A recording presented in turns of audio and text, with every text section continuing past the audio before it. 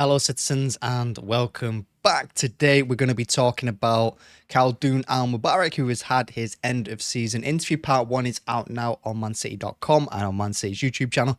And he's been talking about the treble, he's been talking about Pep, he's been talking about FFP, and he's also talked about our squad depth as well. So we're going to jump into a little bit, make a couple of points, and yeah, feel free to hit the like button, hit subscribe as well.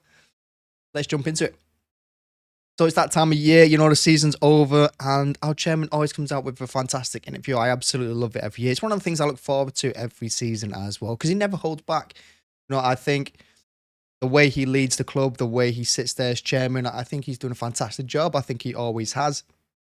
And there's two things I'm concerned about the most, really, when they actually happen. And one is when Pep leaves, where do we go from there? Because our standards are so high and the quality is so high that I don't think we can get better than Pep. And the other one is, where do we go after Khaldoon leaves? Because I think he's been fantastic for the club as well, and fantastic for Manchester.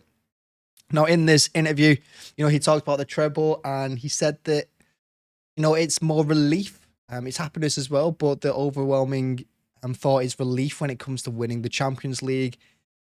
Finally doing it after all these years, that level of consistency we had to get to the quarterfinals, semi-finals, and just fail right at the end. But we went that final step this season, and of course we won it. And I'd agree with that to some extent as well. I mean, I think the standard for the club, and I think the foundation for the club, is winning the Premier League every year. That's the one I want to win. That's the one that's more important to me as a fan. I want to win the Premier League every single year. You win your home domestic league, and you're the champions for a year. You're the champions of your country, and you beat all your rivals. That's the one the club have to win every year. That's the one we should be challenging for every year. The other ones are our cup competitions, so anything can happen in a cup competition. But to win the Champions League, it's finally a relief to get out of the system as well. All them chants that we hear at the Etihad, and basically it's the only chant you ever hear, which is, Champions of Europe, you'll never sing that. Well, we can sing that now. We can sing it. We're the best team in the world. Certainly the best team in Europe, with the most valuable branded football team in the world. That's a fact now as well. I think we're the first English team to top that. So look, it's just on an up for us. It's on an upward trajectory. Where do we go from winning the treble? Well, we just got to keep it going. You can't expect to win every year. Do I expect us to win it next season? Well, we're favourites for every competition, but I don't think we'll win every competition. But hey, why not? We got that in the bag now, and it's just one step. It's like winning the FA Cup against United in 2011. I think that let us on that springboard to win the league the following year. So we'll see where we go. Yeah, massive relief for Pep.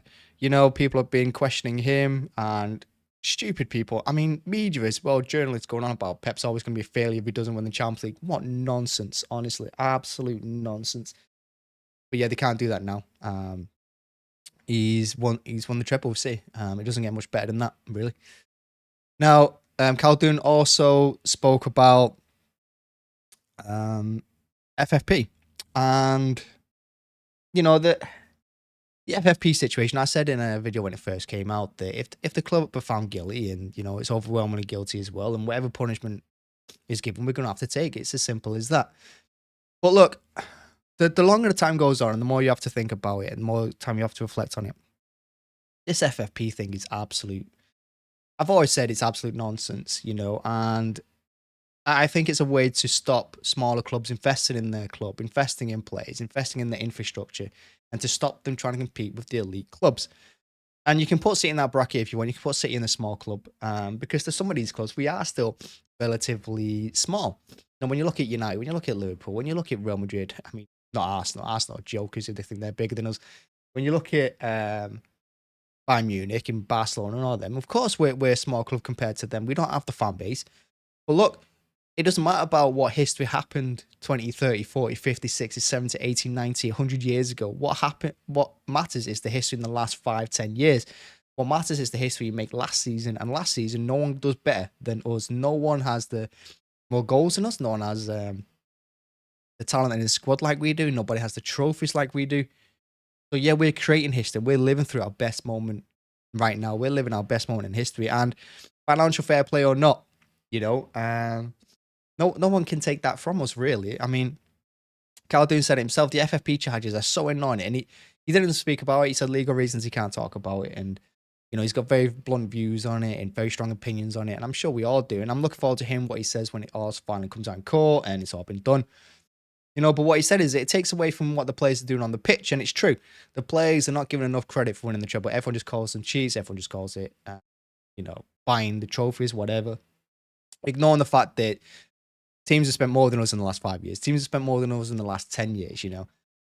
Everyone forgets that because we're winning, so we must be cheating. You know, it's as simple as that for most people. When in reality, you know, our net spend is lower than other teams.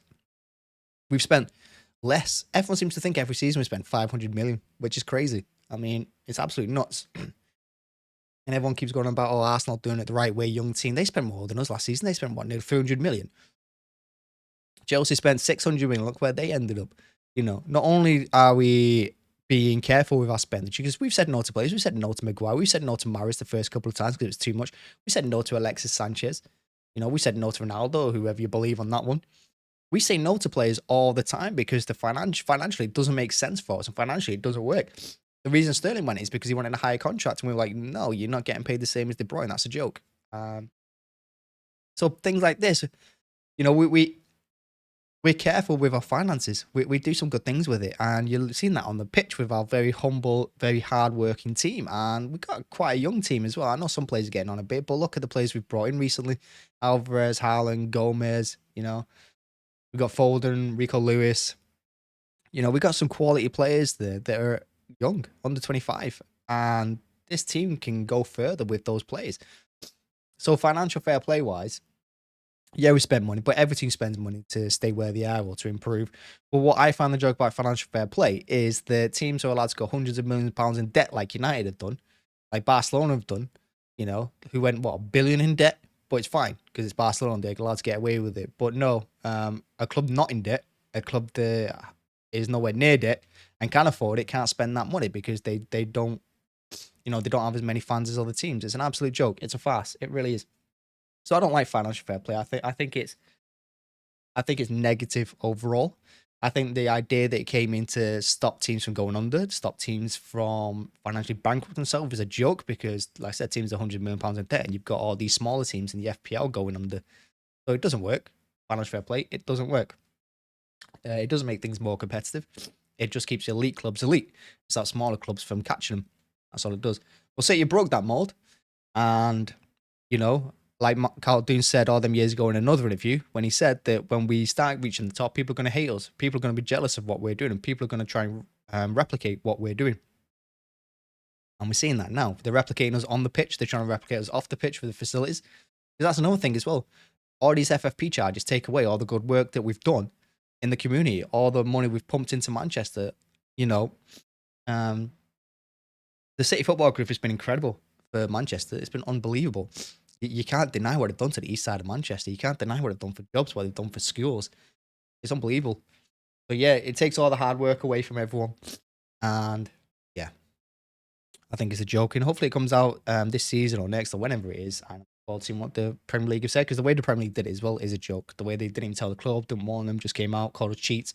The day before it was going to be spoke about in the Commons where the Premier League needs the government to step in and handle things for them. And then they throw this out. Absolute joke is the Premier League. Almost as bad as UEFA. And the other thing that Khaldoon spoke about that I wanted to mention as well is, just in general, how we're doing on and off the pitch and how we're developing an elite mentality. Excuse me, I'm not very well today. You know, how we're developing elite, the best coaches, the best executives, the best medical staff, the best scouts, best players.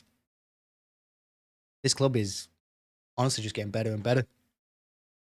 And yeah, I'm thrilled with the club this season. I've got to be honest. For me, winning Champions League is not much of a relief. It's much more of a, yeah, it's just more finally. I don't want to say that because again, that sounds like relief. It's more happiness for me than relief because I knew we'd always do it eventually, and that's why I wasn't really concerned about it. And like I said, I prefer to win the Premier League every year. If I could only win one trophy every year, I win the Premier League every year. And I'm sure the club would do the same as well because anything can happen in cup competitions. But yeah, It's been a great time, and yeah, that was part one of Khaldoon's interview. I'd definitely go check it out on Man City's YouTube channel or the website. Like I said, he's a fantastic chairman for me, and I'm gonna hate it when he leaves because I don't think we can do much better. Yeah, we'll just see where we go, and keep up to date here when we're gonna talk about transfers coming in, transfers going out. Check out the video yesterday on Kyle Walker. Apparently, he's going to Bayern Munich. That's going to be a huge loss for City as well. Gundogan could still leave. Bernardo Silva expected to leave. What's going to happen with Cancelo? There's a lot of things going to happen this summer. We've got a bit of a refresh going on, and it's going to be key to our season. Yeah, hit the like button, hit subscribe, and I'm sorry about the brightness. It's just gone up because the sun's come out when it's been raining. So mental. Thanks so much. Bye bye.